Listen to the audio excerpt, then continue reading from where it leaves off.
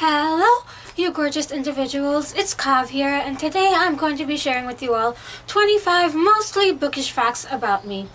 For those of you who don't know, April 3rd is actually my 1-year Booktube anniversary, and because this is the weekend right before it, I thought I would do a little bit different of a video to kind of celebrate me being here on Booktube for an entire year. Before we jump into the video, I just want to say a huge thank you to those of you who've been here. Whether you've been here since yesterday or you've been here for the entire year, your support is what makes it possible for me to have this channel, and I honestly can't believe that it's been an entire year since I've been making videos, because it seems like just yesterday I turned on my iPhone camera or whatever in front of my bookshelf and filmed my introduction video, and now I'm sitting here in the cabin I spent hours and days putting together with my camera, filming what's probably my 30th or so video. So time really has gone by, and this channel is pretty much my biggest accomplishment. It is my biggest accomplishment, and it wouldn't be possible without you all. So a huge thank you to those of you who've supported me for a long time, and even if you've just started supporting me, I know that we're gonna keep going, keep talking about all the important bookish things, and we're gonna go even farther than we have in this year. Now, let's jump into the facts. Firstly, I'm 15 and I'm still in high school. I know that's something I've talked about before and I'm pretty open about, but a lot of people don't tend to realize it. I'll get messages and stuff of people telling me, oh wait, I forgot you're younger than me. So yeah, I'm still really young. I'm still in high school, which is something a lot of people tend to not realize because I do not act like a high schooler, I guess. Reading diversely is one of the best decisions I've made. I made that decision towards the end of 2016, beginning of 2017, because that was when I was really introduced to the diverse aspects of the book community, and since then, all the books I've read other than school-related books have been pretty much 4 or 5 stars because I just love them so much, and they're not problematic because they are written by diverse people for diverse people, and I honestly think it's one of the best decisions I've made and something I would suggest to everyone to do. Before I had a Booktube channel, I actually had a YouTube channel dedicated to singing that I ran for a few months and then had to stop due to my mental health. And I have been trained in singing since I was 7, so for over half of my life. So singing is something that's really important to me. The first ever book that made me cry was Clockwork Princess by Cassandra Clare. I was sitting there at like 3 a.m. finishing the book, and I was just crying and trying to be silent because everyone else in the house was asleep. And since then I have definitely cried during books, but that one I'll always remember is the first book that made me cry. I kind of started my Booktube channel impulsively. I had been planning to start one for a while because I loved books and I loved Booktube and everything, but I had a lot of excuses that I was saying to kind of stop myself from starting it, but then I had a lot of reasons for wanting to start it. So basically, I read Lady Midnight, and then I was like, well, I want to talk about this with some bookish people, and thus my channel started. Pradathon, which I'm hosting with 2 of my closest friends, Marta from Bookishy Corner and Rachel from Rachie Reads, is my first ever readathon that I'm hosting, and it is during April 17th to 23rd, so you all should definitely participate. Yes, this is secretly self-promo, but I'm really excited for it because the entire goal of it is to help diversify your bookshelf with more LGBTQ+ reads and hopefully even queer people of color reads. We are really excited to host it, so your support would mean a lot. I have been writing for as long as I can remember. I genuinely can't remember a time where I wasn't writing, but I do credit Cassandra Clare as my writing inspiration because she's the first person I really looked to as an inspirational figure for writing. I was trained in dance for about 5 years in lyrical, jazz, Indian folk, Indian classical, and hip-hop, and I would be in what is Jazz 5.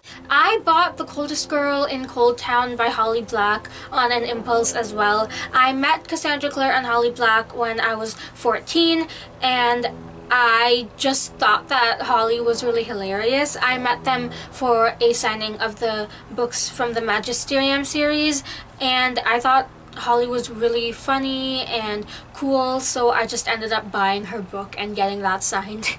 I love concerts, I love author events, I love book events, I love posters, I love merch, I love everything there is about being a fan. I love looking at fan art. When I was younger, I used to write fan fiction myself.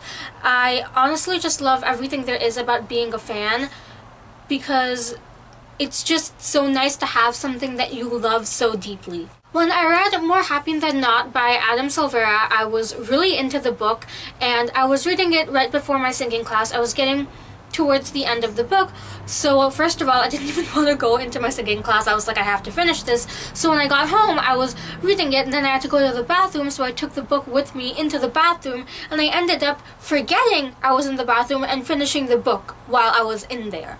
That's probably my weirdest reading story ever. The first booktube video I ever watched was the City of Bones movie talk by Christine from Poland Banana Books. I have been in uniforms practically my entire life, which is one of the biggest reasons why I love fashion so much, because I think that fashion is an art form, and art is basically freedom of expression, and I value freedom and independence a lot, so that's why I love fashion and makeup and beauty as much as I do. The first books that ever got me into reading were the Shadowhunter Chronicles by Cassandra Clare. I am aware that there are some problematic elements in the Myrtle Instruments, and I have addressed that in general before. I've never actually done a book talk on any of the books, but I do credit those as the books that got me into reading, so it is my favorite series. I read them during one of the hardest times in my life, and I will always treasure them. They're my favorite series, and Cassandra Clare is my favorite author.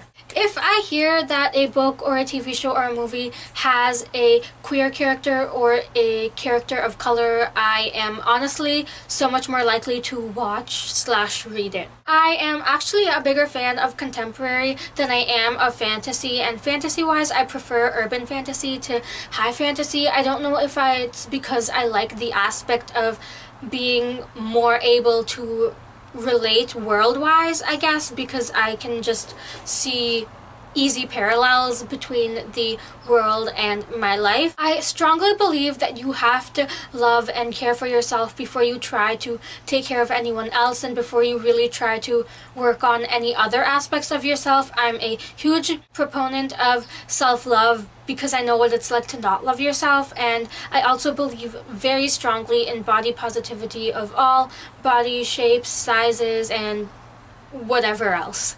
Pretty Little Liars is my favorite show, and again, I am aware that it's not perfect. It does have some problematic elements, but I started watching it when I was in 6th grade, so I didn't know a thing about what problematicness was, and I really don't know why it's my favorite show. I think it might be the time I started watching it, but I'm honestly so nervous for the last season, or the last half of the last season that's coming out really soon. I've never actually flat out said this, so I am in Slytherin, that's the Hogwarts house I'm in, and I wouldn't want to be in any other house. My favorite movie is The Sixth Sense, and if I could go back, erase it from my memory, and rewatch it again, that would be like a dream come true, because now that I know the big plot twist, it's not as fun watching it, but it still is my all-time favorite movie.